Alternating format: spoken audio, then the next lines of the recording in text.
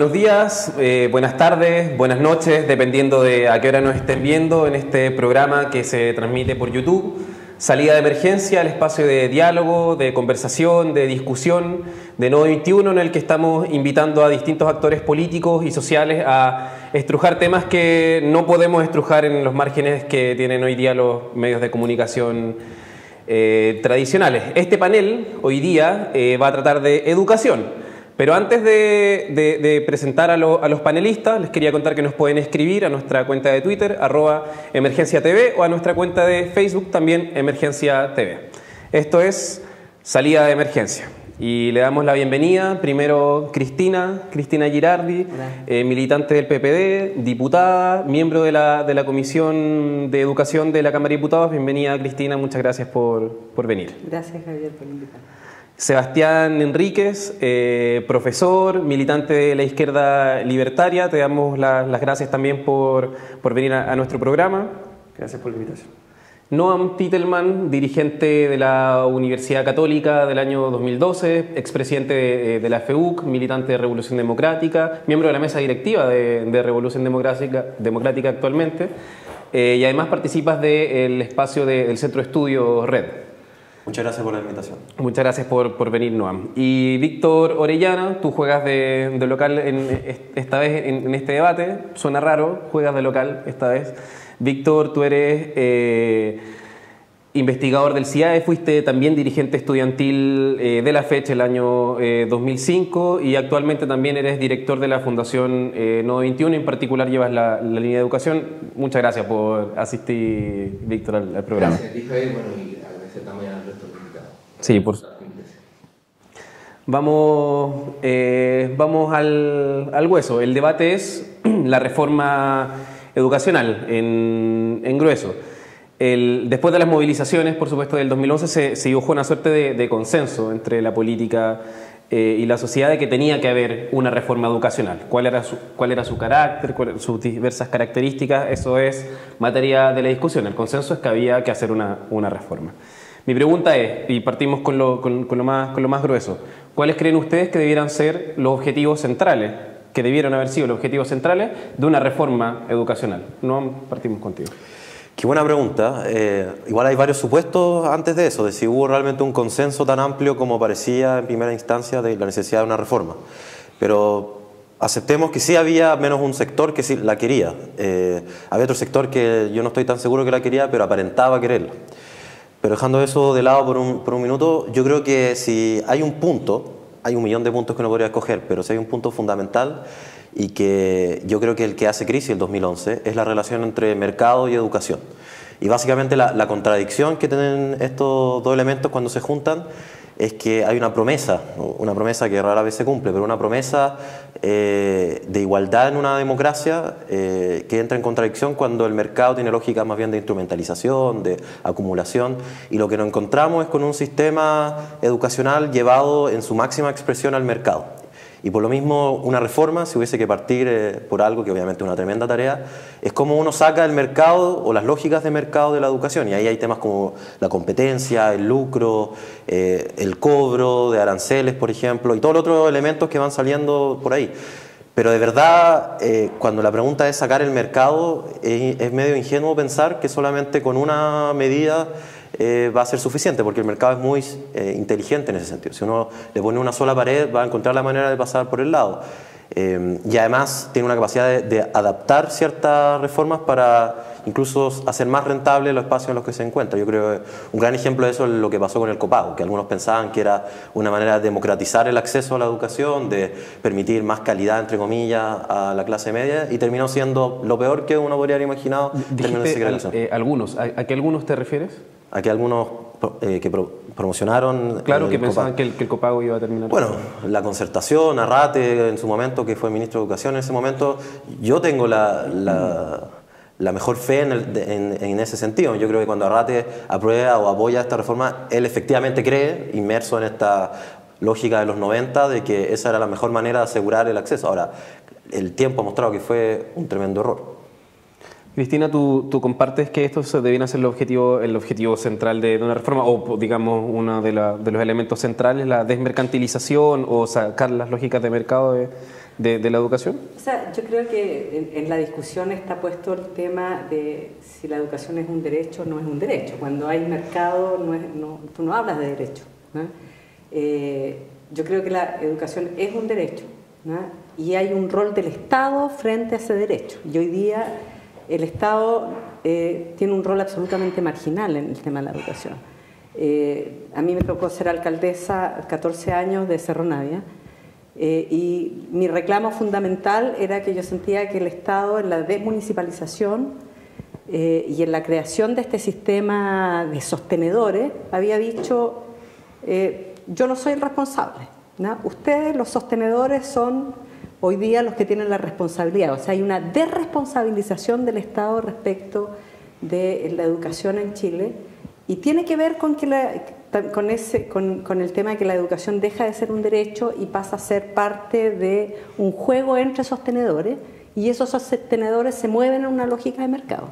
Y eso es lo que promovió todos los gobiernos desde la dictadura hacia adelante, ¿no? De que esto, de hecho, no sé si ustedes tienen en la retina, yo lo tengo muy presente, esto, los responsables son los alcaldes, los responsables son los sostenedores, ¿no? El Estado no tiene nada que ver, nosotros ponemos la plata, o sea, nosotros le tiramos la plata y ustedes miren el desastre que hacen, ¿no? O sea, hay una negación del Estado respecto de sí mismo, respecto de su responsabilidad con respecto al tema de educación.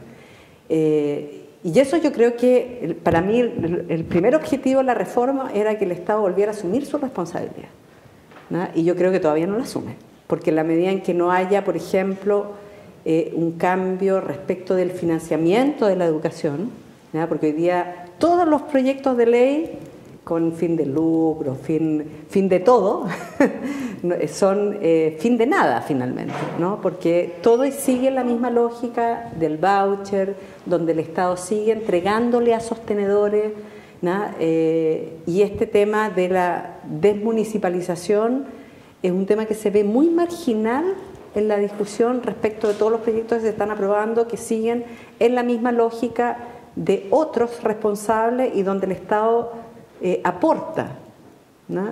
Pero no se hace responsable, ¿no? Y por lo tanto sigue quedando pendiente el tema de quién asegura que la educación sea un derecho. Sebastián, en esta primera ronda de objetivos centrales de... Yo creo que hay urgencia, sí, la urgencia va en lo que decía antes Cristina y Noam, el sacar al mercado de la educación significa un reencuentro de la sociedad con la educación que viene separada hace mucho tiempo. Eso se explica fundamentalmente, o lo podemos entender en la centralidad de comprender la educación como un derecho social, ¿ya? Un concepto que a esta altura ya parece un concepto vacío, ¿cierto? Estuvo muy presente en el programa de la nueva mayoría, pero en los últimos meses, ¿cierto? En el último medio año lo hemos visto vaciado de contenido. Leía por ahí una columna de un ministro del gabinete hablando de derechos sociales focalizados, por ejemplo, o sea, un nivel ya de ensuciamiento de la... ¿Te refieres a Marco Barraza? Marco Barraza, claro, algo bastante sui generis y propio, ¿cierto?, de lo que es Chile, ¿cierto?, en Chile actual. Por lo tanto, yo creo que esa es una urgencia que es central, y ahí estamos complicados porque, ¿cierto?, la voluntad política de expulsar, ¿cierto?, al mercado de la educación, hemos visto que efectivamente está complicada. Menos mal que tenemos, ¿cierto?, cada cierto tiempo marchas que si bien pueden sonar repetitivas, pero que ponen la pelota contra el piso en torno a comprender el derecho social como un derecho social gratuito y universal. Entonces, esos son temas urgentes. Hay temas que son también estructurales que lamentablemente no se tocan mucho, que tienen que ver con temas por ejemplo, de currículum. ¿Qué entendemos? ¿Cómo pensamos nosotros la educación en relación a nuestro modelo de desarrollo, por ejemplo? ¿Cómo vemos cómo un Estado tan centralizado como el Estado de Chile puede generar espacios de vinculación de sus distintas comunidades, distintas regiones con sus polos productivos? El tema, por ejemplo, de educación escolar básica, por ejemplo, nosotros vemos que, o sea, claro, los estudiantes tienen la capacidad y está muy bien, estudiantes universitarios que salgan a marchar, ¿cierto? Los estudiantes secundarios también, pero yo soy profesor de liceo público y sinceramente yo veo que la educación escolar básica hay un problema que es sumamente grave en la formación de los profesores y en la dinámica que se dan adentro del establecimiento educativo. Creo que también es necesario que el progresismo, la izquierda, los movimientos sociales abarquen los temas que ocurren al interior del aula también. El tema que tiene que ver fundamentalmente con los contenidos y las habilidades que ven los estudiantes. Yo comparto, o sea, hay una urgencia que es central, que es desmercantilizar la educación, comprenderla como un derecho social, como otros derechos que deberían existir, pero también hay otros temas que deberíamos avanzar. La desmunicipalización, por ejemplo, algo que es fundamental y lamentablemente aún seguimos discutiendo cosas que deberían haber estado aprobadas hace 6 meses, se supone. Por lo tanto, estamos en un momento que es central y estamos viendo la punta del iceberg recién. Yo creo que hay un montón de dinámicas hacia abajo que finalmente no son más que una radiografía del Chile neoliberal de los últimos 45 años. Víctor, ¿tú compartes esa afirmación o bien cuáles crees tú que deberían ser en grueso los objetivos de una reforma educacional? Yo creo que en este panel nosotros estamos de acuerdo, o al menos lo declaramos, en que el problema central es cómo superar una educación que está organizada como mercado y empezar a construirla como un bien democrático, público, como un derecho. Y ese consenso yo creo que a la sociedad le costó mucho construirlo. Necesitó un enorme despliegue ciudadano activo y hoy día lo que observamos, que la situación política, ese consenso desafortunadamente como que se deshace. Entonces, mi mamá, lo que contaba Cristina, lo que tú cuentas cuando tú fuiste alcaldesa, ¿no? Entonces el Estado se sale de su responsabilidad, pareciera, digamos, que hubiese gobernado a la derecha, pero en realidad durante todo ese tiempo gobernó la concertación. Entonces ocurre que hay un consenso importante en la sociedad construido en torno a desmercantilizar la educación, pero hay un sector político que no lo quiere, pero peor de todo, y esto es lo que hace más daño, que confunde porque de discurso te dice que está desmercantilizando cuando en realidad no lo está haciendo. Entonces, hoy día de discurso estamos en una reforma estructural que está cambiando, pero no obstante los mecanismos de financiamiento, que es un aspecto estructural fundamental. Uno no podría hacer una reforma estructural sin cambiar el financiamiento, no está en cuestión. En su dispositivo más básico, independiente de si yo poniéndole más plata a los subsidios puedo llegar a la gratuidad, eso puede ocurrir. Entonces, lo que a nuestro juicio ocurre es que hay una enorme dificultad para que el consenso que nosotros tenemos en este panel y que ha forjado la sociedad en su lucha de la última década, de las que hemos sido parte también, se exprese como una fuerza política, porque esta idea de la confusión, ¿no? De que estoy haciendo una reforma estructural cuando no lo estoy haciendo, de un día decir la cuestión de los patines, de la desmercantilización, y después unos meses de ir a pedir disculpas al Mercurio, como fue lo que hizo el exministro Izaguirre. Me acordaba de esa canción que yo no fui, así como que yo no fui. El problema de eso es que eso no es neutral. O sea, el año 2005, cuando Vital y Lago plantearon el crédito canal del Estado, justamente lo plantearon como una reforma contra el mercado y por hacer más justa la educación, o sea, por garantizar un derecho. Y el CAE, el crédito canal del Estado, es uno de los elementos más dañinos de la educación, entonces no es neutral. Entonces, transformar este consenso que tenemos acá y el consenso social en fuerza política no es solo para defender la posibilidad de una reforma, es para no retroceder. O sea, hoy día con lo que está ocurriendo, lo que ocurrió con los profesores, lo que está ocurriendo con la gratuidad, que es una discusión completamente ya... A uno se sorprende, yo creo que lo planteaba... Vamos a pasar al tema de los profesores más adelante. Pero quisiera yo decir, acá, o sea, transformar este consenso en fuerza política para llevar adelante esos cambios que estamos de acuerdo es fundamental. Y esa es la tarea, porque desafortunadamente hoy día nosotros podemos estar de acuerdo en esto, pero fíjense que estamos todavía, desafortunadamente, en trincheras políticas. Hoy puedo meter un par de pelos a la sopa, a ver si encontramos algunas diferencias. Se llama entretenido también el panel. Yo creo que el tema de mercado, ¿por qué quise insistir en el mercado? Aunque evidentemente el rol del Estado también está involucrado en toda esta sopa, en esta discusión. Porque si hay algo que no hemos dado cuenta después de varios años, quizás el consenso que hablaba Víctor, es que el Estado puede funcionar muy parecido a los privados al final. O sea, uno puede tener un canal estatal y al final parece, o sea, uno hace zapping y parece exactamente igual que el canal privado. Y lo mismo puede pasar con un banco del Estado y lo mismo puede pasar también con una universidad del Estado, puede pasar con una AFP estatal, con un colegio estatal. O sea, la pregunta no es solamente por propiedad, es un tema del comportamiento. Y también estoy muy de acuerdo con Víctor en ese sentido de que el financiamiento es un factor fundamental en esa discusión. Y el financiamiento vía voucher, o sea, básicamente vía competencia, o sea, hacer que el Estado compita en exactamente las mismas condiciones que los privados, que es algo que aparece en nuestra Constitución como algo que hay que proteger, es justamente lo que termina destruyendo la posibilidad de tener un espacio público de encuentro.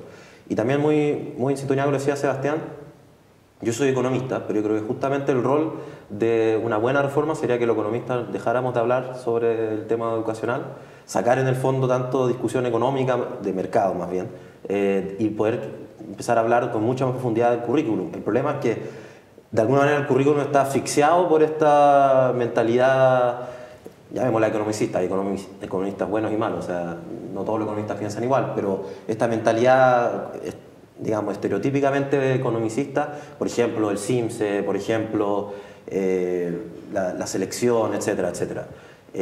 Y yo por eso pienso lo difícil que es hacer una reforma que incorpore todos estos elementos. Y el tercer punto, que a propósito de lo que decía Víctor, sobre la formación de una mayoría que genere este consenso de este panel, cómo se va empujando, yo creo que ahí nos hemos enfrentado a dos dificultades. La primera es que probablemente en las grandes ideas vamos a estar de acuerdo, pero al momento de bajar la pelota, poner la pelota en el piso, vamos a encontrar algunas diferencias. No es tan fácil, no es tan evidente cómo se van haciendo estos cambios.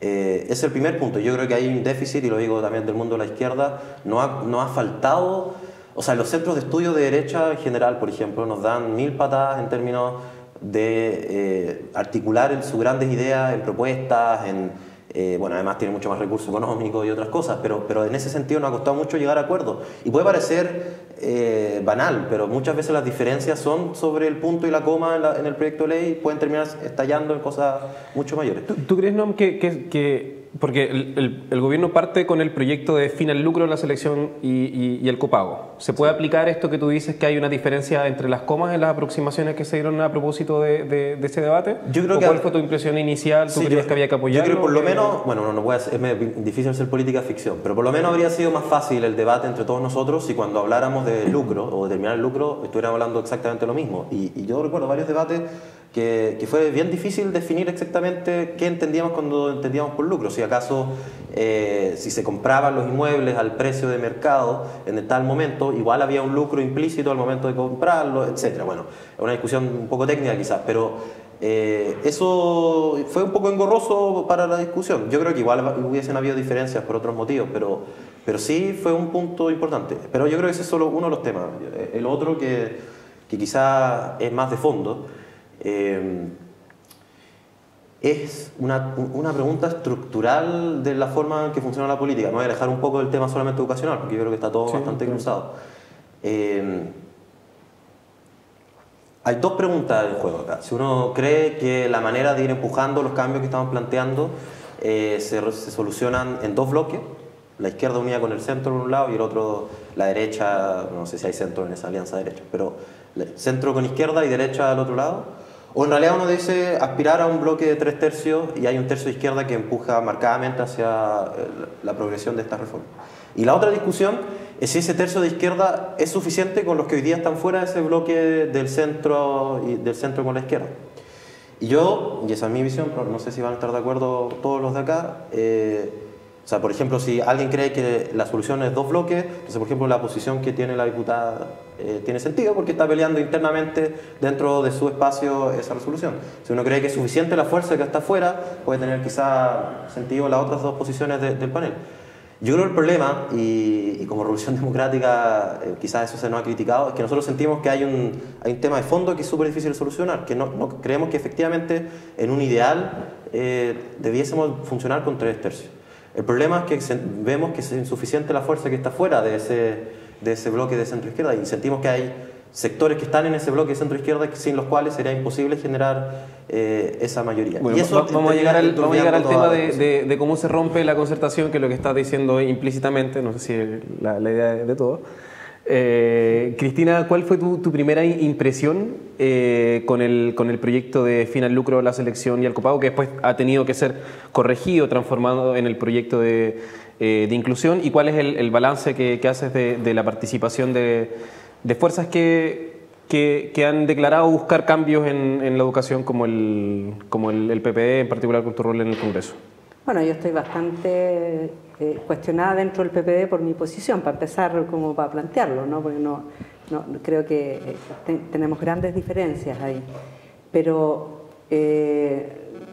para responder un poco a tu pregunta, la primera vez que Eizaguirre presenta el proyecto de final lucro, final copago, final la selección, mi gran pregunta fue: ¿dónde está la educación pública? ¿No? Es como, ¿qué pasó, no? Y yo creo que fue bien importante la pregunta, porque mi conclusión final del proyecto final lucro, final copago, es que ese proyecto finalmente se convirtió en un proyecto para los particulares subvencionados, ¿no? O sea, no legislamos para la educación pública, legislamos para el privado, ¿no? Y toda la discusión fue si el privado, y recibe más plata, si recibe menos plata, si puede seleccionar, si no puede... Pero fue bien esquizofrénica la cosa, ¿no? Porque tú partiste con la lógica que estabas eliminando el mercado, ¿no? Y finalmente terminamos fortaleciendo el mercado, ¿no? Y hoy día esos colegios, todos los particulares subvencionados, y fue mi gran pelea con Eizaguirre, ¿no? Yo le dije: este proyecto vamos a terminar pasándole más plata a los particulares subvencionados. Y si yo miro mis colegios en Cerro Navia, los colegios que hay municipales y los particulares subvencionados reciben más plata que los públicos, ¿no? O sea, es así de claro, en una comuna pobre, ¿no? Donde el que tiene un poco más de recursos va al particular subvencionado, ¿no? Se elimina el copago, pero el fortalecimiento de la educación particular subvencionada es muchísimo mayor que antes de empezar el proyecto. Pero eso es como que no fue una reforma progresista, entonces. O sea, para nada. Es que por eso yo digo que nosotros permanentemente nos vamos disparando en el pie, ¿no? Porque yo creo que efectivamente, un poco lo discutíamos afuera con el Víctor, tiene que ver cómo estamos aproximando, qué es lo que finalmente queremos cambiar, ¿no? Y yo creo que no hay una convicción de verdad de cambiar el sistema. Yo el otro día discutía con los directores del CUECH, ¿no? En una reunión por el tema de la gratuidad. Y yo dije: gran error. La gratuidad va a ser para todo el sistema. Y esa gratuidad para todo el sistema va a ir a las universidades privadas. Yo creo que aquí hay que hablar de fortalecer el sistema, fortalecer las universidades públicas, ¿no? Que amplíen su matrícula, que tengan financiamiento, ¿no? Y esa tiene que ser la primera tarea. Y creo que debiéramos haber hecho lo mismo con el proyecto primero de fortalecer la educación pública y eliminar el lucro, punto. ¿Entiendes? O sea, pero esta cosa, yo creo que finalmente el proyecto hoy día, por ejemplo, de carrera docente, mi sensación, ¿no? Es que nosotros planteamos el tema del bono del retiro como un elemento importante, no solamente por el tema de la dignidad de los profes, es porque yo digo, tan simple como esto: nosotros vamos a fortalecer el proceso de formación de profes, se le va a poner más requisitos a los profesores, a los cabros para que entren a estudiar en la universidad, vas a aumentar los puntajes, vas a exigirles a las universidades, profesor que salga, que a lo mejor va a tener mucho mejor formación, si es que hacemos las cosas relativamente bien, van a tratar de entrar al sistema público y no van a poder entrar, se van a ir al privado. Entonces, carrera docente, estamos legislando otra vez para el privado. Entonces, yo creo que hay una lógica de la cual creo que ha sido, como el gobierno, a pesar de que puede estar convencido, ¿no? De que efectivamente hay que desmercantilizar, hay que resolver esta lógica en la que estamos metidos, no logra salir. ¿No? Porque yo creo que la ruptura tiene que ser muchísimo más grande y más fuerte de la que tenemos. Y lo otro tiene que ver con que hoy día la educación, desde el punto de vista de sus contenidos, por su lógica, por el tema del CINSE, o sea, nosotros hemos ido empobreciendo también la educación de una manera brutal. O sea, yo estaba leyendo a Edgar Morin, que habla de que ellos están en una discusión en Francia de cómo volver a darle sentido a la educación y cómo cambiar los contenidos, ¿no? O sea, él dice que hoy día la educación se ha convertido en o sea, donde la forma de pensar es lo que ellos tienen que cambiar para cambiar finalmente la sociedad. O sea, están en esa discusión. ¿Verdad? Nosotros para llegar a esa discusión no sé cuánto nos vamos a demorar porque todavía estamos entrampados en este espacio que yo creo que es como una telaraña, ¿no? El tema del mercado, finalmente tú te metiste en esa lógica y te traga, y te vuelve a meter, tú tratás de salirte y te vuelve a meter, y yo creo que lo que no ha descubierto, o sea, lo que no hemos descubierto, o no nos atrevemos a ir lo suficientemente lejos para salirse de ese espacio, ¿no? Víctor, tú ibas sí, yo creo que quizá una señalar explicación algo. de que esta telaraña nos atrapa tanto es que hay personajes y fuerzas políticas y culturales de la sociedad chilena que nos han tratado de convencer que la telaraña no existe, ¿no? Que eso es la naturaleza. Claro. Entonces hay dos grandes momentos. Uno que esto está simbolizado en lo que fue José Joaquín Brunner, que es un intelectual de la concertación, que él planteó esta idea a mediados de los 2000, bueno, había planteado otras antes, pero planteó esta idea que lo que había que hacer era guiar el mercado. Que si uno guiaba al mercado, el mercado podía cumplir fines públicos, por lo tanto ya no era necesario tener servicios públicos, lo que había que hacer era regular, financiar y regular, vía por ejemplo crédito del Estado y calidad, había que regular el mercado. Y esta idea de que un conjunto de privados pueden generar bienes públicos y por lo tanto que no es necesario partir, como tú decías, Cristina, por la educación pública, mi impresión es que no de la mano de Brunner, pero de la mano de otro intelectual y de otra discusión volvió a de alguna manera construir un relato, como se dice ahora, ¿no? Un relato de la reforma, que lo que era más importante que la educación pública era que los colegios privados no tuvieran copago, no tuvieran selección y no tuvieran lucro. Y ocurrió que yo recuerdo que cuando las fuerzas de cambio y sectores sociales plantearon la centralidad de la educación pública, porque eso se planteó, yo creo que ahora todos, digamos, lo podemos decir, pero eso yo recuerdo era muy difícil plantearlo porque llegaban, digamos, oye, ustedes están haciendo juego a la derecha, eso yo lo escuché harto rato. Cuando se trataba de plantear eso decía, oye, pero espérate, acá si el problema es el lucro, el problema es la selección, el problema es el copago, y cumplidas esas condiciones, ya el colegio particular subvencionado es parte de una esfera ni estatal ni de mercado, sino una esfera pública. Yo creo que ese pensamiento al final del día, por sus resultados, o sea, en términos lógicos y coherentes, algo no puede ser privado y público al mismo tiempo. Eso es muy difícil de demostrar, yo estaría dispuesto a que me convenciera, pero a priori una universidad privada no puede ser pública, ¿no? O un colegio lo mismo. Pero a mi impresión es que ese pensamiento hizo mucho daño a la sociedad porque confundió a esta fuerza de cambio.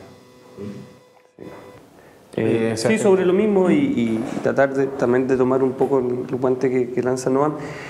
O sea, de partida aquí existe un empresariado de la educación que se constituyó en base a políticas públicas, ya de flujos de plata pública a espacios empresariales. Y ese empresariado tiene vinculaciones muy directas con los partidos, ¿cierto?, que actualmente están tanto en la derecha como en los sectores más conservadores de la nueva mayoría, y son efectivamente esos sectores los que ensucian la discusión, no por un... Yo no me creo el cuento, y quizás aquí caigo un poco en un cierto salfatismo, ¿cierto? Yo no me creo el cuento de que hubo un desorden muy grande en el Minedu. Creo que también el ensuciamiento de la discusión tiene que ver con una agenda legislativa, no sé si torpe, pero quizá intencionada. A lo que voy con el tema del empresariado. Está el empresario de educación que defiende sus intereses y por otro lado están los hijos de familias de clase trabajadora, de clase media, ¿cierto?, que se endeudan, de que optan por endeudarse por credenciales educativas que en el mundo del trabajo al final del día no cumplen esa ilusión, ¿cierto?, de movilidad social meritocrático.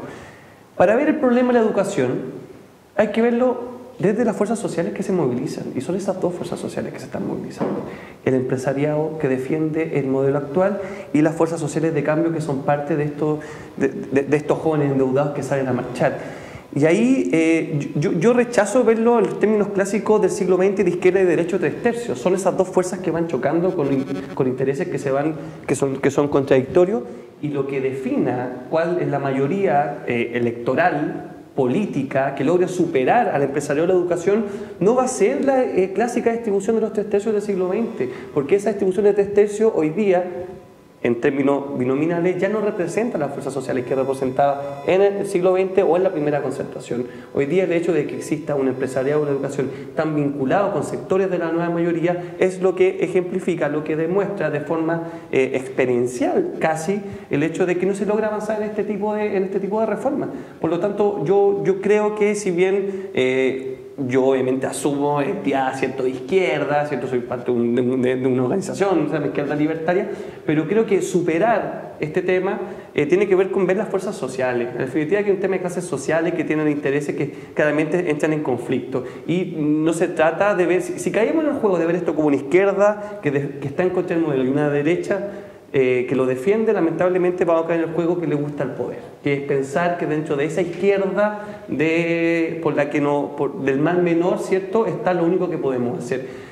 Yo creo que una amplia alianza de fuerzas transformadoras por una nueva educación, en general por una nueva sociedad, pasa por superar esa visión que ya a esta altura tiene ya casi una connotación religiosa. Yo no sé si más adelante voy a hablar del proyecto de carrera docente en particular, pero creo que el ejemplo del proyecto de carrera docente es muy claro. El gobierno... Entremos de inmediato a eso.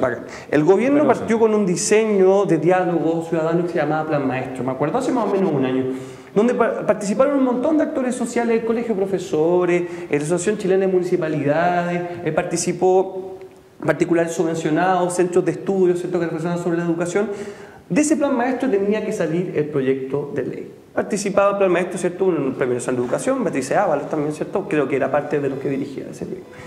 Llega el proyecto a la Cámara, ¿cierto?, y Cristina puede hablar. El mensaje presidencial de Beatriz, que como decía Beatriz en un foro, me acuerdo que fui, decía exactamente lo que se había debatido en los sectores más progresistas del plan maestro. Pues el articulado del proyecto es probablemente el proyecto más neoliberal que hemos visto aplicado a los profesores de Chile en los últimos 20 años. Yo diría del mundo.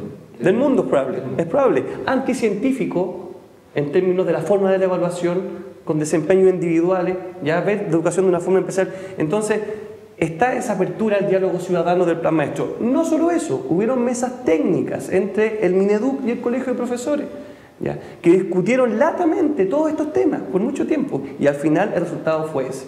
Entonces yo digo, ese diálogo ciudadano que ofreció esta izquierda, probablemente la nueva mayoría, al final en el articulado se refleja finalmente este interés de este empresariado tan vinculado. Finalmente eso es lo que más pesa. Por mucho que tengamos decenas de técnicos educacionales bien intencionados en el Mineduc, por más que abramos un montón de espacios de diálogo, al final los intereses de esos sectores van a seguir primando. Por lo tanto, yo veo que pensar la política transformadora para el país en esos términos, al final del día, binominales, viene siendo más un auto de fe que un análisis concreto de la proyección de una política transformadora. Por lo tanto, yo creo, y de hecho fueron mucho más potentes 50 días de movilización docente los que le dieron un mínimo de sentido pedagógico al proyecto. Fueron mucho más importantes que todo ese guión de plan maestro, todo ese guión de diálogo ciudadano. Lamentablemente, inclusive, hubieron sectores que dijeron que esas movilizaciones afectaban a la educación pública. Insisto, si este proyecto tiene algún sentido pedagógico hoy día es gracias a esas movilizaciones y también individualidades dentro del Congreso y parlamentarios de buena voluntad que hicieron romper la fila en torno a lo que estos sectores conservadores querían. Entonces, al final, izquierda y derecha, como se ha planteado en los últimos 20, 25 años para superar el empresariado en la educación, creo que es un modelo que está agotado. Creo que tenemos que ir hacia otra forma de comprensión de la política. Víctor, siguiendo con el tema de la carrera docente, el gobierno además puso mucha espectacularidad al anuncio. Yo recuerdo unos marcos de fotos que decían: yo participé de un día histórico cuando se presentaron los resultados del evento que comentaba Sebastián. Y hubo una movilización de profesores gigante, como no había habido hace décadas, frente a un gobierno que pretendió aprobar el proyecto en septiembre del año pasado, después lo anunció para marzo de este año y que todavía hasta hace un par de días sigue en una discusión en el Congreso de la cual todavía no puede salir. Creo que recién salió de la Comisión de Educación, una discusión con urgencia maratónica. Hoy día. ¿Qué tuvo que pasar? Hoy día, claro. ¿Qué tuvo que pasar para que los profesores se movilizaran en contra de un proyecto que les subía el sueldo al final del día? Yo me lo pregunté varias veces mientras estábamos ahí discutiendo el proyecto, cómo era posible que alguien que le hubieran a subir el sueldo se opusiera, ¿no? Es difícil. Bueno, quizá un poco lo que decía Sebastián, que yo comparto, que acá las categorías izquierda-derecha están bien borradas, ¿no? También a uno le gustaría que existieran para que esta cosa tuviera algún nivel de orientación, ¿no? Para que uno supiera ordenarse, mira, el norte, el sur, el este, el oeste, la izquierda y la derecha. pero te las borran, porque la derecha no, en realidad la derecha cualquier cosa no tiene ningún valor, ni de competitividad en la economía, ni de mercado, es puro construir discursos para defender gente que vive de los recursos fiscales y las riquezas naturales de este país, que se chorean la plata de todos los chilenos. Y del otro lado te presentan de izquierda, pero chuto, no, seguidores de izquierda, no sé, insulsan de izquierda, no sé, el agua de izquierda me cuesta, y algunos son socialistas. Entonces Enrique Correa, que defendía a Esati, ¿no? De izquierda chuta, está más difícil, entonces es complicado hablar de... A mí me gustaría, yo reivindico la política, a mí me gustaría que existiera, pero siento que más bien, como decía Sebastián, tiene un sentido religioso. Ahora, justamente esa confusión lo que hace que los principios que son neoliberales, que en cualquier parte del mundo son claras y diáfanamente neoliberales, acá te pueden hacer una jaraballa y presentártelos como que son de centro izquierda. Entonces, cuando lo que tú planteas, Javier, acá la fotito esa de celebrando el proyecto de carrera docente, no solo se la sacó Camila Vallejo, se la sacó la gente del CEP, del Centro de Estudios Públicos. Se la sacó gente de derecha. Y que no es, digamos, de derecha, como se dice ahora, de derecha de verdad, pues de verdad. O sea, no hay gente que digamos, socialdemócrata o de centro, no, gente de derecha. Entonces, lo que ocurrió con ese proyecto es muy triste porque tiene tantas contradicciones en su interior. Fíjate que la ley tiene problemas técnicos, políticos, tiene esta idea de que yo tengo que medir al profesor su resultado, pero como no puedo medir el resultado en el estudiante, porque eso es un imposible, le hago una prueba, una prueba de conocimiento, luego un portafolio, entonces después terminamos discutiendo sobre el portafolio, si el portafolio era enriquecido o no era enriquecido. Y fíjate que todo eso, para no hablar de cuestiones que son muy simples, la cantidad de alumnos por sala. No viene en el proyecto de carrera docente. O sea, lo único bueno del proyecto, una de las pocas cosas buenas, es que abrió esa discusión por fin a nivel público. Esa discusión la vieron los profesores con la bueno, exactamente. En el anterior. Claro. La cantidad de alumnos por sala, la cantidad de horas no lectivas, que son las variables fundamentales. Claro. En este país sí hay recursos. Fíjate que el Ministerio abrió hace poco una licitación para 2 centros de liderazgo directivo. Liderazgo. 4.000 millones de pesos cada uno. Entonces, hay plata para el liderazgo directivo. Hay plata para pagar el CINCE. ¿Qué es liderazgo directivo? Para formar... Pero fíjate que es para formar buenos directores, porque el buen director parece como con su liderazgo reemplaza cuestiones que son objetivas de condiciones de trabajo de los docentes. Cuando sabemos que son las condiciones de trabajo de los docentes y de formación de los docentes, la variable clave. Entonces, ¿qué ocurre? ¿Qué es lo dramático? Como se te borran estas categorías izquierda-derecha, te ponen un proyecto completamente neoliberal, que es antitécnico, anticientífico, que es básicamente una locura, y terminas en una discusión para que no sea tan malo, como termina esa discusión, deja de dar la discusión importante. Entonces, deja de dar la discusión central, y esa es la capacidad que tienen, por plantearlo de alguna manera, los defensores del statu quo en Chile. No, los defensores del statu quo no te convencen que el neoliberalismo es bueno. Nadie gana elecciones diciendo que el neoliberalismo es bueno. Las leyes no se aprueban diciendo esta ley es neoliberal, aprueben. Acá la manera en que nos domina es decirlo, estamos cambiando, estamos avanzando, hagamos un esfuerzo, pongámonos de acuerdo en los detalles, y al final terminan empeorando. Esas cosas empeoran las situaciones, no es que no son neutrales, y eso es lo preocupante del problema de los profesores. Yo creo, y lo digo responsablemente, este proyecto en muchos aspectos va a empeorar la vida de los profesores, tristemente, salvo por algunas cosas positivas, como la mejor remuneración y otro resto, pero en muchas otras cosas realmente me ha terminado aumentando la voz. Faltó que tocaran las vacaciones. Bueno, hay un montón de cosas en verdad, pero a ver, yo creo que el primer proyecto de inclusión, efectivamente, en sí, y solo por sí, no va a terminar con el mercado de la educación, ¿verdad? Por eso es lo que estábamos conversando antes. Y efectivamente, al momento de plantearse ese proyecto, existieron 2 posturas, yo las llamo de izquierda, así que llamarlas de otro nombre. Dentro de la izquierda existieron 2 posturas, una desde dentro y otra desde fuera, legítimamente, y una desde dentro y desde fuera, digámoslo así. Y pasó lo peor que podría haber pasado para todas esas posturas, que se empezaron a contraponer entre ellos, lo que generó debilidad para ambos lados. Si uno después revisa lo mismo en el caso del proyecto de carrera docente, el mejor momento, a propósito de le dio más criterio pedagógico al proyecto, fue cuando llegó esta sincronía entre movilización social desde afuera, si se quiere, y un grupo de diputados que se le pararon ante el gobierno y pudieron detener la tramitación y decir, a ver, hagamos una nueva discusión, se incorporaron un montón de cosas, horas no lectivas, qué sé yo. ¿Qué es lo que quiero decir con eso? Que efectivamente, a propósito, volvemos quizás a lo mismo de antes, pero La discusión sobre la manera en que nos enfrentamos a esta reforma está imbuida por esta discusión sobre cómo nos enfrentamos ante la política en general y en fin. Y además una herencia de derrota. Yo creo que quizás, bueno, no sé si van a estar de acuerdo, pero yo creo que sí. Una historia de derrotas tanto los que intentaron el camino, digamos, por dentro o por fuera. Y al parecer el camino de contraponer esa fuerza también es beneficioso para los que quieren que nada cambie. Habiendo dicho eso, yo quizás estoy más chapado a la antigua, yo sí creo que existe izquierda y derecha. Para dar un ejemplo, para mí que el Podemos no se autodefine como izquierda me parece genial porque corresponde a la realidad de España y su pelea particular. Pero para mí el Podemos es de izquierda, porque defiende al desahuciado frente al desahuciador, y punto. Y podemos entrar a discutir qué significa eso en la realidad chilena, pero para mí existe una categoría de izquierda y derecha, más allá de que no hay que tomársela en un sentido fetichista de que yo soy la izquierda, tú no eres la izquierda, queremos la izquierda, eso es otra discusión.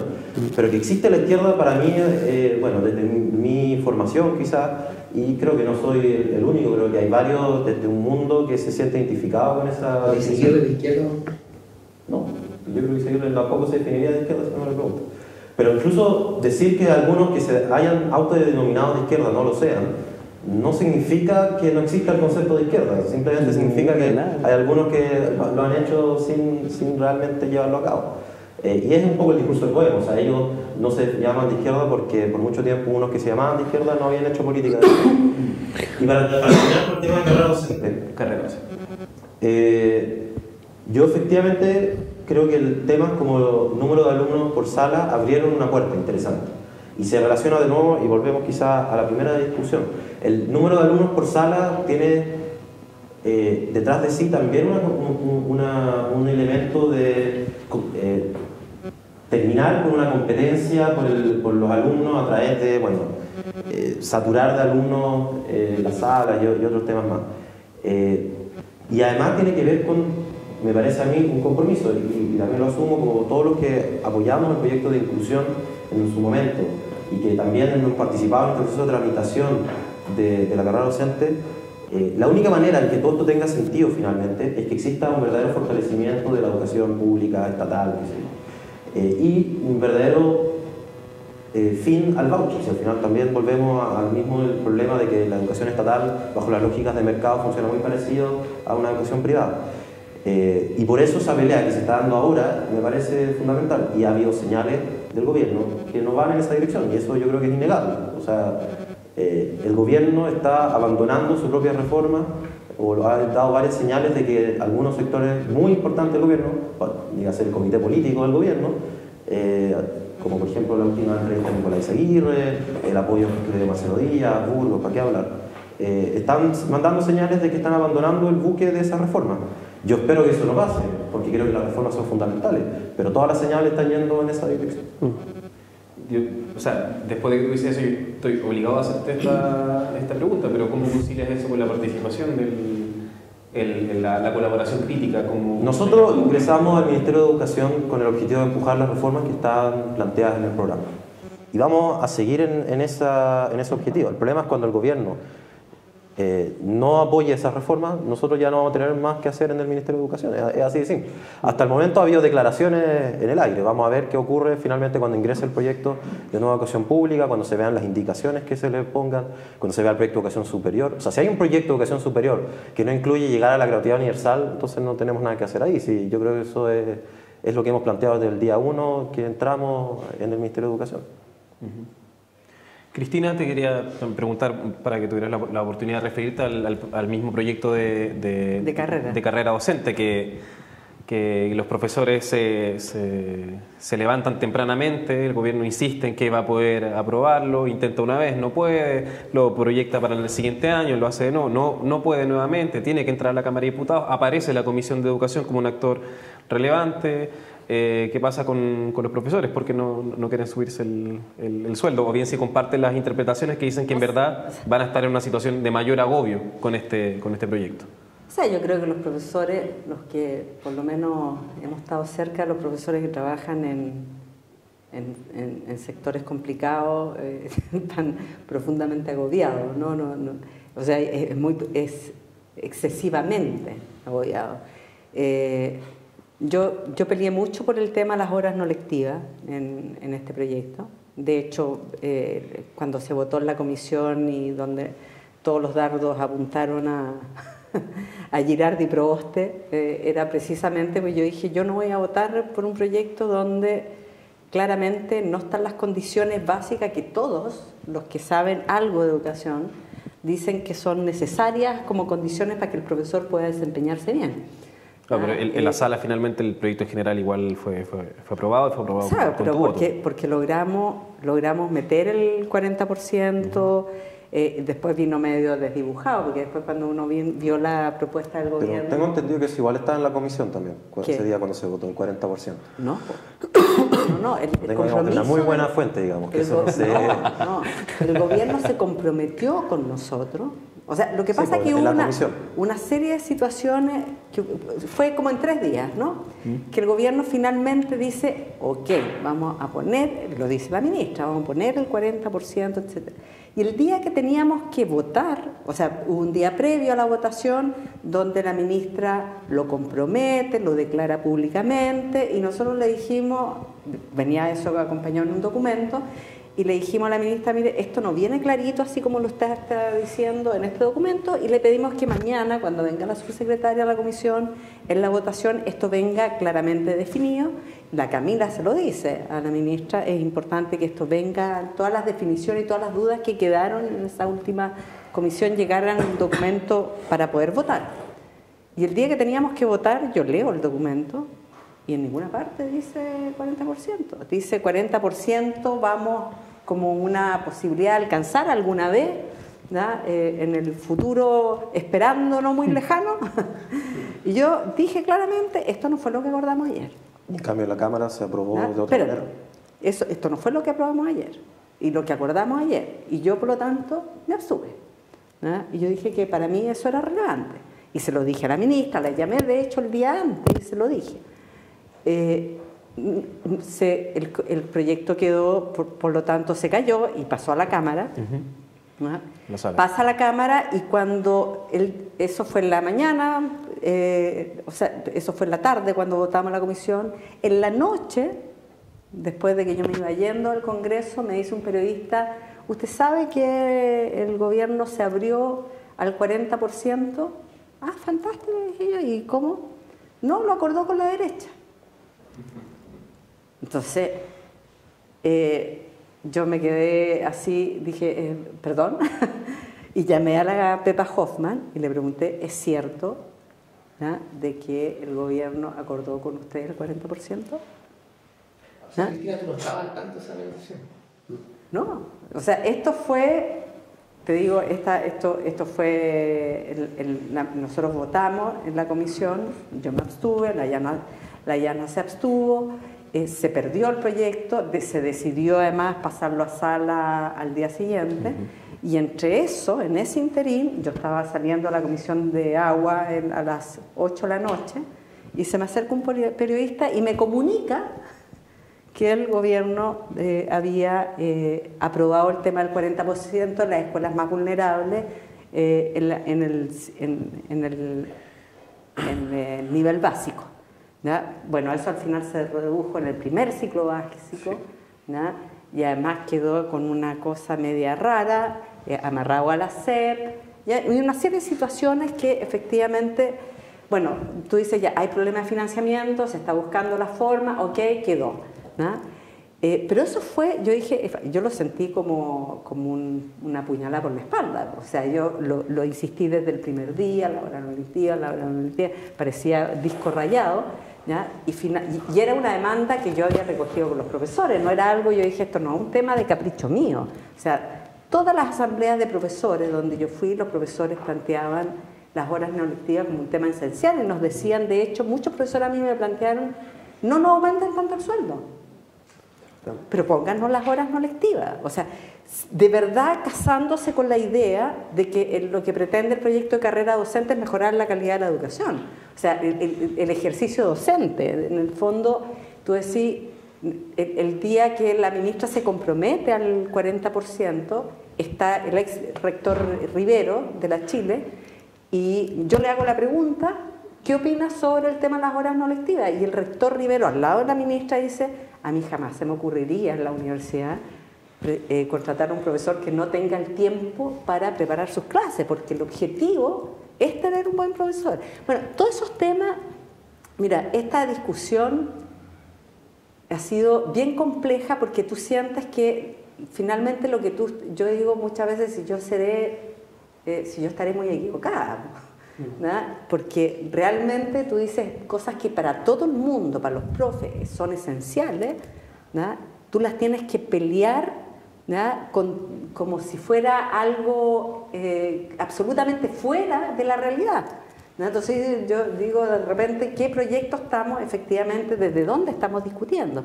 El tema de los alumnos por curso, o sea, eso no solo lo plantean los profesores, lo planteó Jackson, lo planteó la Camila, lo planteé yo, lo planteó la Yasna, Rodrigo González. Muchos hemos planteado que hay temas que son esenciales para efectivamente tener buenos profesores. Yo he peleado mucho por el tema de la evaluación docente, porque yo creo que la evaluación no puede ser un mecanismo perverso. Punitivo, ¿no? O sea, perverso en el sentido de que no evalúa nada. ¿Entienden? Una evaluación de verdad. Yo le he hecho la pregunta a la ministra, al exministro, le dije, a ver, ¿qué es lo que es para usted evaluar? Para mí evaluar es mirar algo, mirar un proceso y decir cómo está fallando y cómo lo puedo reforzar, dónde tengo que corregir, qué tengo que dejar de hacer. ¿Entienden? O sea, eso para mí es evaluación. Evaluación tiene un sentido de que tú estás en esta etapa y tienes que llegar, tienes que avanzar y tienes que progresar y tienes que mejorar, y para eso yo no saco nada con apuñalar a un profesor para que mejore. ¿Entienden? Entonces, el tema es desde dónde estamos discutiendo, y finalmente la conclusión es que estamos discutiendo si se financia o no se financia. ¿Entienden? Nada de lo que hace una carrera docente de verdad está puesto seriamente en el proyecto, se está peleando, ¿no? Porque en el fondo es si están las plata o no están las plata, ¿no? Y todo es eso, todo es finalmente la lógica de si efectivamente aquí quieres. Ahora, yo creo... Cristina, Sebastián quería... Sí, una sola cosa, yo creo que lo que nos pasa, yo creo que hay un tema más de sociedad, ¿no? Yo siempre... hay un sociólogo que es Bourdieu que dice que en la dominación masculina, ya que aquí son tanta testosterona en esta sala, ¿se siente? O sea, él dice que el tema de la violencia y la dominación masculina es que el dominado ve el mundo desde la lógica del dominador, ¿no? Y yo creo que eso nos pasa mucho en todas las discusiones y en todos los procesos que estamos emprendiendo. Y yo creo esa telaraña que tú decías y que yo decía tiene que ver con eso, ¿no? Que yo siento que estamos viendo el mundo desde la lógica del mercado. Estamos inmersos en una lógica que nos deja ver otra cosa que solamente lo que nos enseñaron a ver y enseñar a mirar y a comprender el mundo desde ahí, ¿no? Sebastián, y agrega algo cortito para que avance. Sí, primero, obviamente se agradece mucho la postura autocrítica de Cristina, ¿cierto? De ser parte de un proceso político y ver con humildad, ¿cierto? Cuáles han sido las deficiencias en este desarrollo del sistema docente. Como falta también en otro espacio de este mismo bloque de gobierno, ¿cierto? Un poco autocrítica. Sobre el tema, ¿cuál es la seriedad de una política? Si tú dices que el centro de tu política pública en un tramo de 4 años de tu gobierno va a ser la educación, van a ser los profesores en particular, ¿cuál es la lógica de la centralidad política que tú le das a eso si es que haces una política pública y luego pasas el gorro para pedir la plata? ¿Cuál es la seriedad al final si es que los recursos ni siquiera son disponibles para hacer lo que realmente se necesita? En este caso, ¿cierto? Como tú bien decías, el tema de la hora lectiva y no lectiva. Yo veo que ahí hay una forma de gobernabilidad neoliberal que lamentablemente sigue siendo una continuidad. Y en esto, ¿cierto? No soy tan perito, pero en la ley hay un espacio, ¿cierto? Que lo comentamos afuera del set. En la ley hay una parte del articulado donde el aumento de las horas lectivas o no lectivas depende de un guarismo económico, de un crecimiento, creo, de 4 puntos sostenido en 2 años. Del PIB. Sí. Del PIB. ¿En qué momento la soberanía popular, nacional, como dice nuestra Constitución, no dice popular, en qué momento la soberanía nacional, que es la que encargada de hacer las leyes de la República, se externaliza al crecimiento económico? ¿A qué hemos llegado en la forma de concebir la política y que eso nos parezca normal? Yo creo que ahí hay un punto que es fundamental, que tiene que ver de cómo finalmente nosotros concebimos las distintas esferas de la vida de una matriz neoliberal, ni siquiera económica, neoliberal. Entonces, yo creo que ahí hay un punto que es central. El tema, y lamentablemente, la hora lectiva y no lectiva, su impacto va a ser muy menor. Y ahí tiene que ver con la capacidad, ¿cierto?, que ha tenido el movimiento docente, ¿cierto?, de salir de un enclaustramiento en base a una política netamente salarial, ¿cierto? Lamentablemente la imagen de las organizaciones de los profesores se ha visto un poquito mellada hacia la opinión pública, si es que eso existe, porque lamentablemente los profesores los últimos 20 años se han dedicado simplemente a sostener una defensa gremial de sus intereses. Y hoy día vemos surgir un movimiento docente que es de características distintas. Un movimiento docente que está preocupado de los aprendizajes de los estudiantes. Un movimiento docente que no se preocupa solamente de la plata que va a ganar. Un movimiento docente que no se alegró con el titular del Mercurio, luego que se presentó el proyecto de carrera docente que decía que un profesor con 44 horas iba a ganar 1.200.000, 1.300.000, que fue el titular del Mercurio, que salió después. En esta movilización docente nunca, ningún dirigente del Colegio de Profesores planteó un bono en fin de conflicto. Ningún dirigente planteó, de hecho, de los parlamentarios, aumento de cantidad de plata en los tramos. Entonces aquí estamos frente a la emergencia de nuevos actores sociales que están levantando proyectos educativos que están antagonizando con este modelo neoliberal. Y aquí nosotros tenemos que ser lo suficientemente inteligentes, lo suficientemente humildes, de darnos cuenta de que esa emergencia tiene que transformarse en poder político. Si nosotros dejamos pasar esta oportunidad, la famosa encuesta del PNUD, ¿cierto?, de la politización de la sociedad. Vemos alto grado de politización, una encuesta seria, vemos bastante seria, un alto grado de politización, pero bajo grado de participación política. ¿Por qué ocurre eso? Bueno, esa politización procede de este Chile neoliberal frustrado permanentemente, ¿cierto?, que se empieza a cuestionar temas de vida que son fundamentales, como el tema educacional, como el tema de la salud. Si nosotros no somos capaces de aprovechar esta coyuntura, de generar una fuerza política que sea capaz de golpear con fuerza los intereses empresariales en los derechos, en lo que deberían ser derechos sociales, lamentablemente vamos a perder una oportunidad. Pero ojo, y también perder esa oportunidad también es relativa, y aquí de repente tirando otros puntos sobre la mesa, yo veo que este gobierno, una de las prioridades que se puso fue cerrar ciertas conflictividades sociales, y creo que lamentablemente para ellos eso no va a ocurrir. Creo que todo este relato de la cocina de la reforma tributaria, todo lo que fue esta frustración producida por el proyecto de carrera docente, está dejando bastante claro que este gobierno no tiene la capacidad de cerrar conflictos porque no tiene la legitimidad suficiente en la ciudadanía para hacerlo. Y también, y ni siquiera tiene probablemente la capacidad de abrir y cerrar la coyuntura constituyente, porque ya se está hablando de patearla, ¿cierto?, por un tema de tiempo, bueno, se puede decir de un montón de formas, para el próximo gobierno. Entonces estamos frente a un problema político, pero también una oportunidad política que es importante para los que estamos sentados acá, avanzar en esa línea. Sí, Sebastián, vamos a tomar el tema para concluir con el tema del rol de las fuerzas de cambio, pero antes de eso si recapitulamos los proyectos del gobierno, ley de inclusión, se terminó, decía Cristina, financiando al mercado. Ley de carrera docente se terminó agobiando a los profesores. Viene ahora la ley de educación... Todavía no hemos terminado. Siempre podemos esperar, ¿no? Siempre podemos esperar. Sí, por supuesto, ahí se va a perfeccionar en la Cámara Alta, se va a perfeccionar. Y ahora viene la ley de educación superior, y para poner algunos elementos sobre la mesa, la gratuidad. La gratuidad se sigue concibiendo como financiamiento al mercado. Lo público, que era un tema que apareció a propósito de la primera discusión, vuelve a aparecer como un tema de requisitos.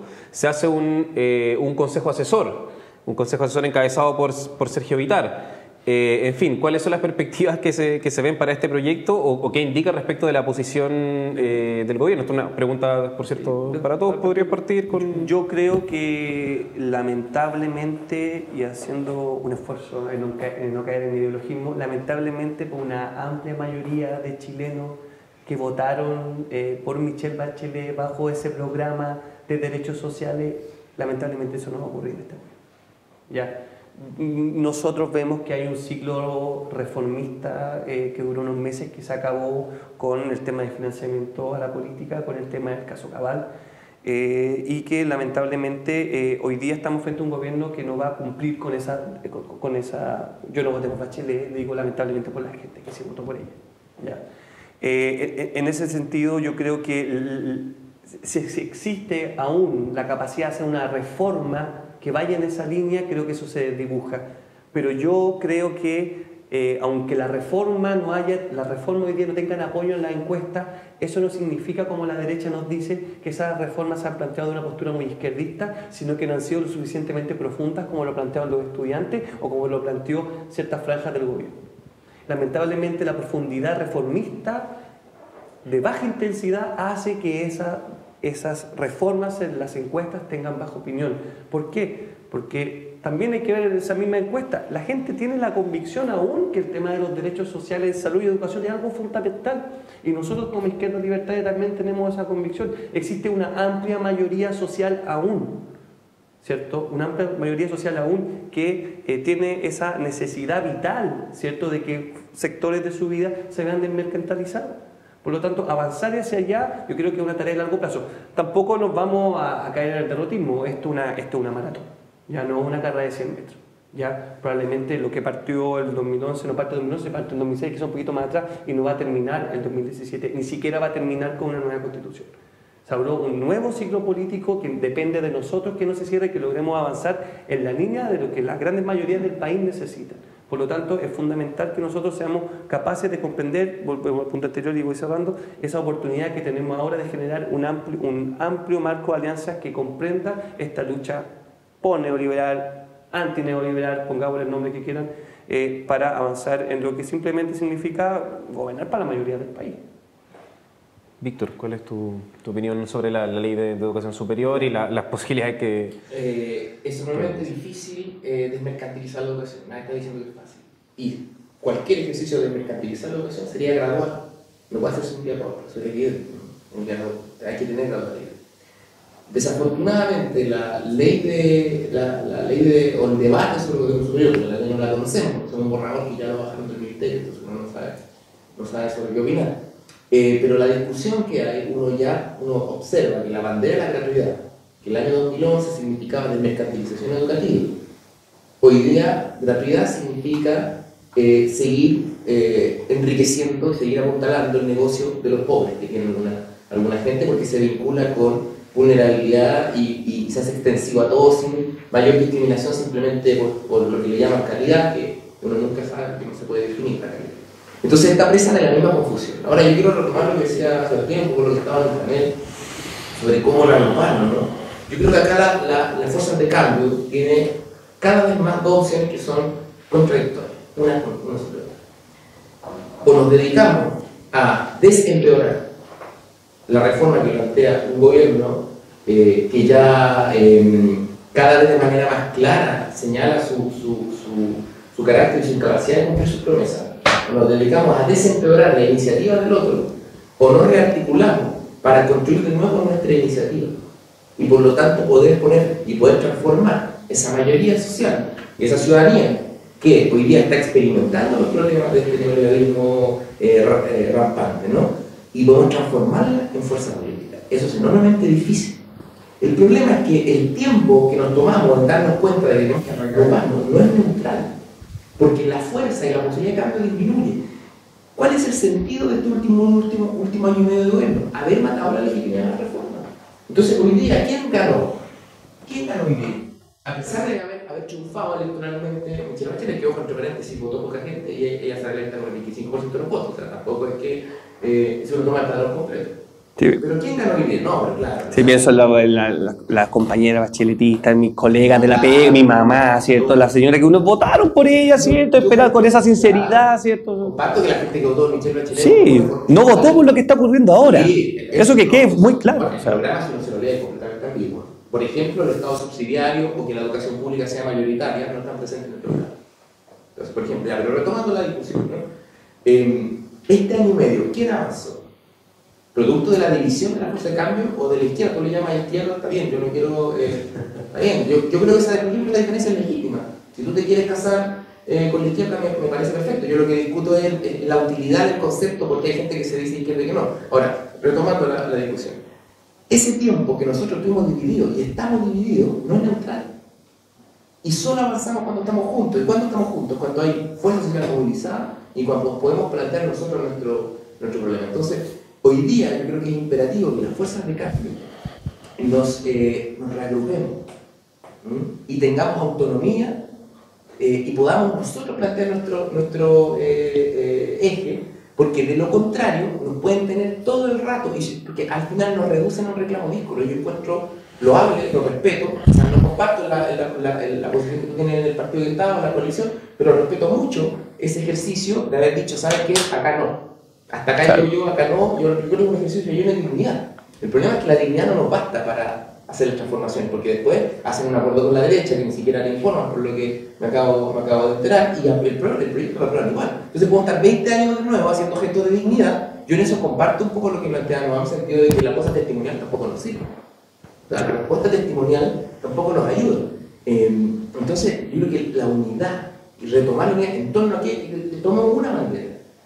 Lo público y la educación pública, los derechos públicos, o sea, los derechos sociales y la educación pública. Hoy día tenemos que reagruparnos en torno a la bandera de la educación pública, con eso retomo la cosa de la educación superior. La reforma de la educación superior tiene que al menos detener la expansión privada. Entonces, esto puede terminar haciendo peor la situación, o sea, con gratuidad, haciendo que más instituciones se expandan y por lo tanto la matrícula pública, que hoy día es el 15% o el 20 y tantos por ciento, está por ahí, termina siendo el 10 un tiempo más. Entonces, al menos, oye, paremos la expansión privada con recursos públicos. Fíjate que el Estado va a fundar centros de formación técnica estatal, pero también financia INACAP. ¿Y financia dónde? Entonces, el Estado hace sus centros de formación técnica y financia la competencia. ¿Qué sentido racional y técnico tiene eso? Entonces, si no nos ponemos de acuerdo en que en educación superior el eje, y ojo, puede no ser estatal la Universidad de Concepción o la Universidad Central, pero que duda cada vez que también hay que considerar las partes del mundo público.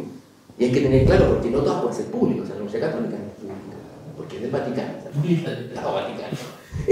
Esa demarcación hay que tenerla clara. Si uno no pone el eje en la educación pública, nos van a tener de nuevo desempeorando. Y así como sacan lucro, inclusión, selección, copago, portafolio enriquecido, prueba de conocimiento, todo eso, nos van a tener otras cosas. Entonces vamos a hablar de un montón de conceptos y nos vamos a tener desempeorando y vamos a perder los últimos 2 años de reforma desempeorando algo en términos estructurales para terminar con el poco de educación pública. Entonces tenemos responsabilidad histórica de unir. Noam, los temas son educación superior y el rol de las fuerzas de cambio ante... ¿Cuánto tiempo tenemos? Dale, 2 años de gobierno. No conversamos mucho, hay que aprovechar esto. Bueno, eso es un tema sí, por ahí. está bien. Conversamos bien poco y a propósito de la unidad de fuerzas transformadoras o de izquierda, como quieran llamarse, conversamos bien poco entre nosotros. Y yo creo que las conversaciones, o sea, solo conversamos básicamente para echarnos la foca entre nosotros porque no estamos de acuerdo en nuestras distintas tesis. Y un primer ejercicio es valorar las otras tesis. Me parece muy interesante lo que hizo Víctor, por ejemplo, en ese sentido con la diputada.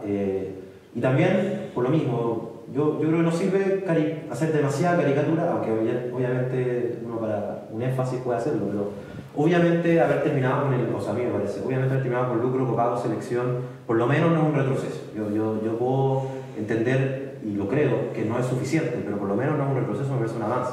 El punto es otro, el punto es si eso se hace a costa del fortalecimiento de la educación pública y dejando de lado la importancia de subir la matrícula de la educación pública en nuestro país, que es inaceptable, que solamente esté en torno al 30% y tenemos que empezar a tener una preponderancia de ese mundo, entonces es impresentable e inaceptable.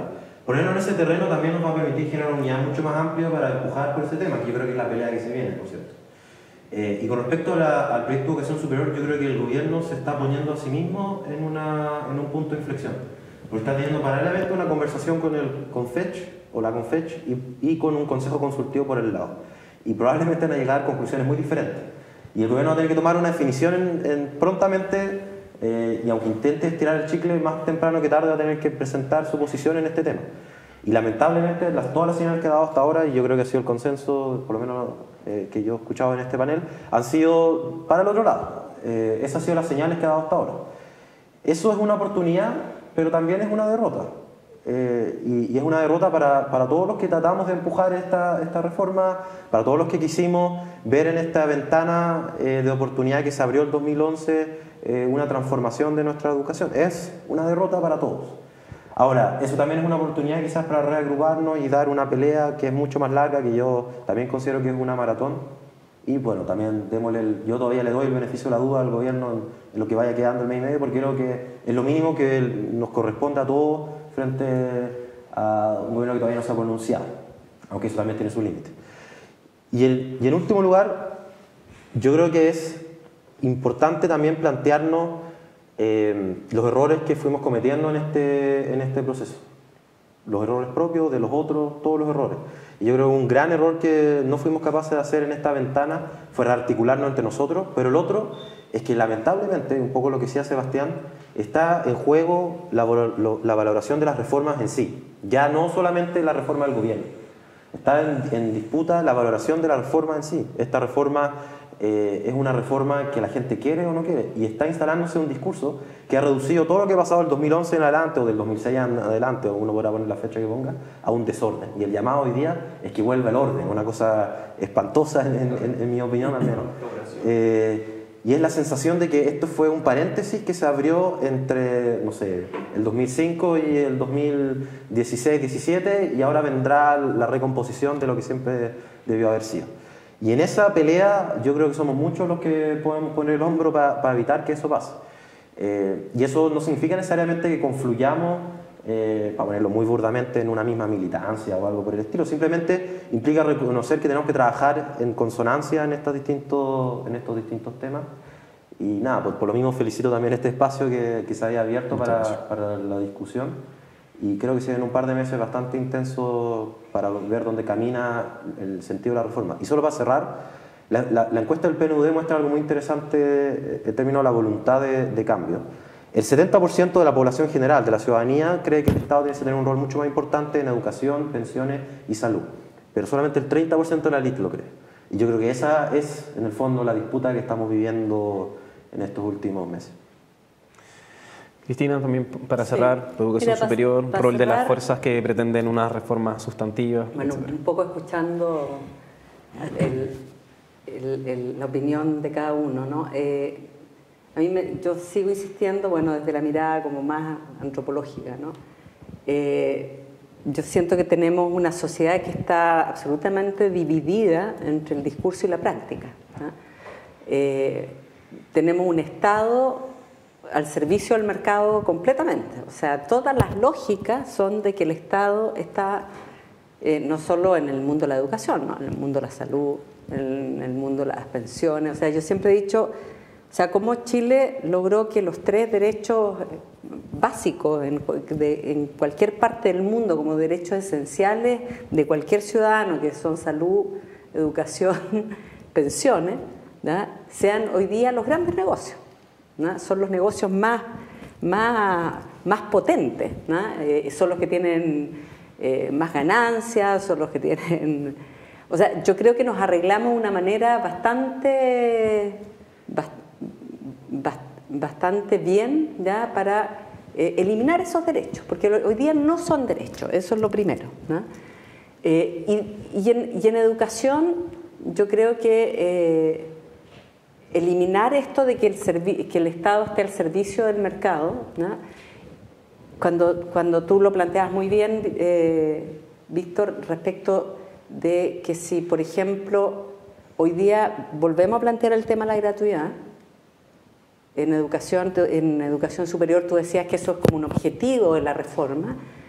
Yo creo que antes de llegar a ese objetivo hay que hacer que efectivamente las universidades públicas tengan posibilidad de ampliar su matrícula.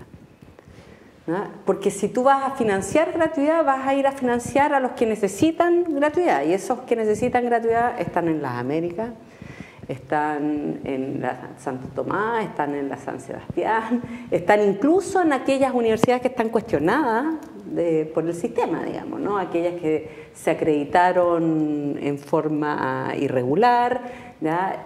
Y yo me acuerdo cuando fue el tipo de la CNA a la Comisión Investigadora de Educación Superior y decía: nosotros tenemos que acreditar por presión de la universidad que nos viene a decir: mire, tengo todos estos cabros pobres, ¿no? Mire qué terrible, ¿no? Si ustedes no nos acreditan, ellos no van a poder recibir el CAE, ¿no? Y es una especie de, o sea, es como Ionesco, ¿no? Tome un círculo y se convertirá en un círculo vicioso, ¿no? Es eso lo que tenemos hoy día en este sistema, o sea, cómo cada vez más el Estado, ¿ya? En los mecanismos que ha creado, ¿ya? Está financiando el mercado y lo sigue haciendo. ¿Cómo romper eso? ¿No? Y yo creo que es una decisión clara de fortalecer lo público, pero entender también desde la ciudadanía lo que es lo público, porque yo creo que así como el gobierno tiene un discurso y tiene una práctica distinta, los ciudadanos tenemos un discurso y una práctica distinta. ¿No? Porque a la hora, eso se vio con el tema del copago, cuando se empezaron, o sea, todos los que decían que las universidades tenían que ser gratuitas, que la educación es un derecho, tiene que ser gratuito. Después tuvimos un movimiento brutal de gente que decía: no, yo quiero pagar, ¿por qué a mí me van a impedir pagar por la educación de mi hijo? ¿No? O sea, yo creo que tenemos un problema esquizofrénico bastante fuerte como sociedad, ¿no? De que decimos que queremos algo, pero nuestras prácticas están hoy día en otro sentido, ¿no? Yo creo que si no logramos, no solo como los que estamos en movimientos políticos o en partidos políticos, o que estamos de alguna manera vinculados más directamente con la política, si no logramos que nuestra sociedad también logre tomar conciencia de esta esquizofrenia que tenemos, yo creo que nos va a costar mucho generar cambios importantes, porque yo creo que la esquizofrenia parte por casa, ¿no? Y creo que si claramente no tenemos una decisión real de fortalecer lo público, ¿no? Y de terminar con la lógica del Estado subsidiario, de que el Estado puede aportar pero no se hace responsable, ¿no? No vamos a lograr hacer ninguno de los cambios que nos hemos propuesto, ¿no? Esa es mi sensación, ¿no? Esa es mi convicción, y yo creo que todavía el discurso y la praxis son completamente antagónicas hoy día en nuestro país, ¿ya? En muchos sectores, ¿eh? No solo lo veo en el gobierno, ¿no? Creo que es un problema que es lo que al principio un poco de alguna manera planteé, ¿no? Que lo que dice Bourdieu, que somos los dominados que vemos el mundo con la lógica de los dominadores.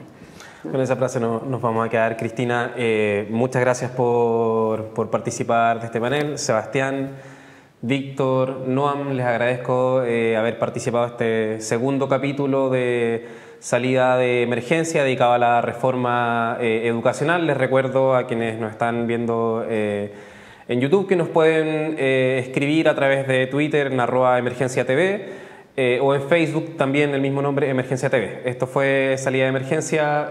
Muchas gracias. Aplausos. Gracias.